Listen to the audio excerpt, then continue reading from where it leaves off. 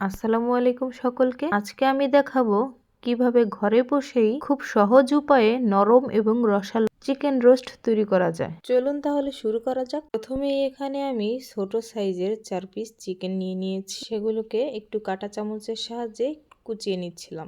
এবার আমি এর ভিতরে 1 স্লাইস লেবুর রস এবং সামান্য একটু লবণ দিয়ে মেখে 20 মিনিটের জন্য একটু রেস্টে রেখে দিয়েছিলাম।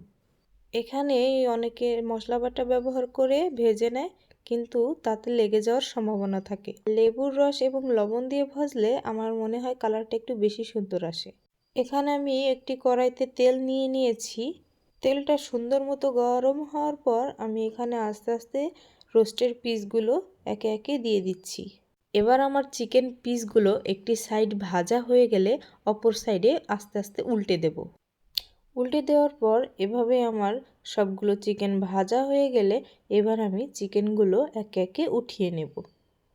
দেখুন আমার চিকেনগুলো কত সুন্দর ব্রাউনি একটি কালার এসেছে।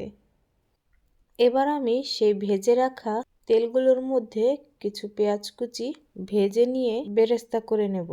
পেঁয়াজগুলো ভাজার সময় অনবরত নাড়তে হবে, যেন সবগুলো পেঁয়াজ সমানভাবে ভাজা হয়। এবার আমার বেরেস্তাগুলো ভাজা হয়ে গেছে। এবার আমি চুলার আঁচটা বন্ধ করে আস্তে আস্তে তেলগুলো ঝরিয়ে বেরেস্তাগুলো উঠিয়ে নিচ্ছি। দেখতেই পাচ্ছেন আমার বেরেস্তাগুলোর কতটা পারফেক্ট একটি কালার এসেছে। এবার আমি সেই একই তেলের মধ্যে পেঁয়াজ, জয়ত্রী, জয়ফল এবং কাঠবাদাম ব্লেন্ড করে নিয়ে দিয়ে দিচ্ছি। যদি আপনাদের হাতের কাছে এগুলো না থাকে তাহলে শুধু পেঁয়াজ এবং চীনাবাদাম বাটাও ব্যবহার করতে পারেন।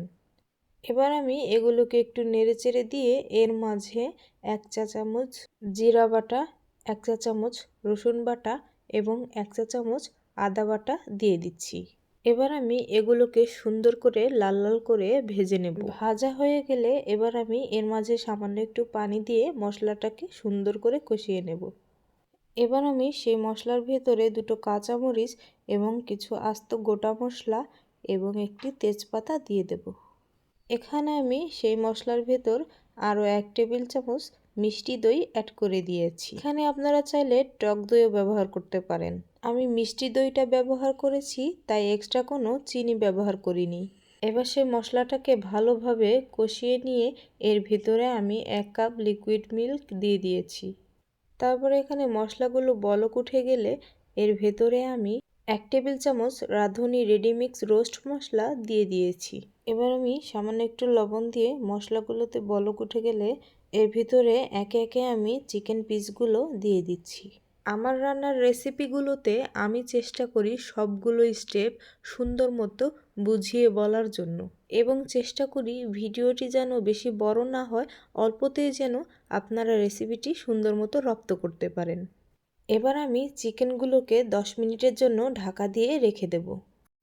ঠিক 10 মিনিট পর এবার আমি ঢাকনাটা তুলে নিচ্ছি। দেখুন মশলাগুলোর ভেতর থেকে কত সুন্দর তেল বেরিয়ে এসেছে।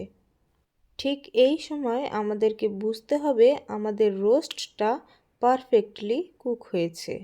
আপনাদের বোঝার সুবিধার্থে আমি আর একটু ক্লোজলি দেখিয়ে দিলাম। এবার চুলা থেকে নামিয়ে নিয়ে পরিবেশনের পালা। দেখেই হয়তো বোঝা যাচ্ছে রোস্টটা কতটা পারফেক্ট এবং কতটা জুসি হয়েছে। চাইলে আমার এই সহজ রেসিপিটা ফলো করে আপনারা এরকম পারফেক্ট রোস্ট বাসায় বসেই তৈরি করে ফেলতে পারবেন। এমন আরও সহজ সহজ রেসিপি পেতে আমার চ্যানেলটিকে এখনই সাবস্ক্রাইব করে রাখুন। ধন্যবাদ সকলকে এতক্ষণ আমার সাথেই থাকার জন্য।